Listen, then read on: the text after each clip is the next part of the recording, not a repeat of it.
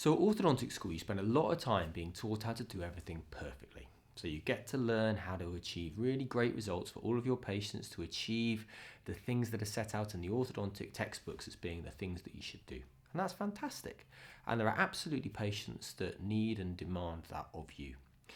But in the same way that not everybody needs, wants, or even sees the value in a bespoke, tailor-made suit, there's an awful lot of patients out there that don't need, want, or see the value in spending 2.5 years in orthodontic treatment to achieve something, or a year, or 18 months. And it comes down to the idea of what actually a good compromise might be.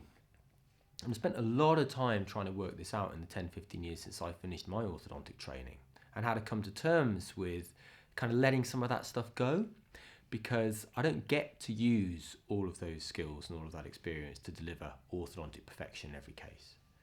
So therefore, what are we left with? What is the role of the dental professional, the specialist orthodontist or dentist, in terms of managing patient expectations and learning how to compromise? And for me, it's become, I think, relatively simple.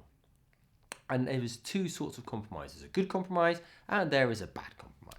And when we're making a full assessment of a situation for a patient, looking at all the aspects of their teeth and their oral health and all that stuff, when you're then reconciling it against what the patient came in saying they wanted fixing or changing or improving, how do you make sure they end up in a good compromise situation if that's where they want to be? Because a bad compromise is something whereby the things that they are not wanting to correct will lead to active harm or deterioration to their oral health.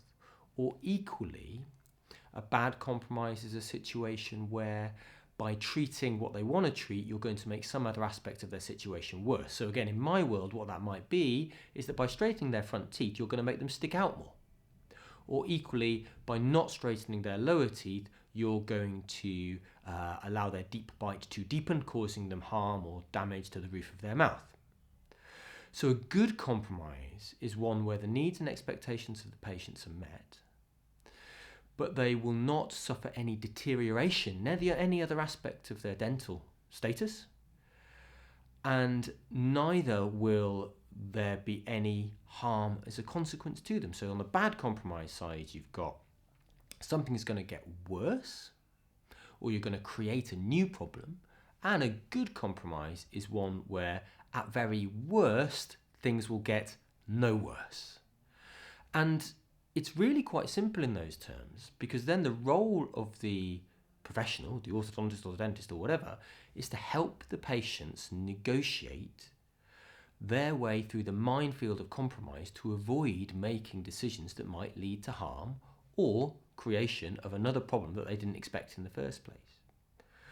So what I've, realised is that the job of an orthodontist isn't to deliver absolute perfection in every single case, because that ain't happening. I don't get to make a bespoke, tailor-made suit for all of my patients. I have to know how to do it because there's some patients that will need it.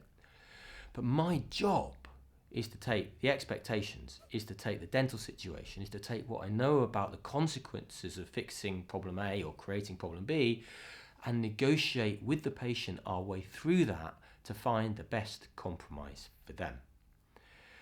And when you lay it out like that, it sounds really simple, and it actually is. And for me, that's such a kind of fundamental of successful adult and private practice, to help make sure that we don't enforce orthodontics on our patients and end up doing orthodontics at people, but what we actually do is end up doing orthodontics with people, to give them what they want and to protect their oral health, their dental situation, and to give them a result that will be making them happy for many, many years to come. So there it is. Notes on a compromise. Hope it's interesting. See you soon.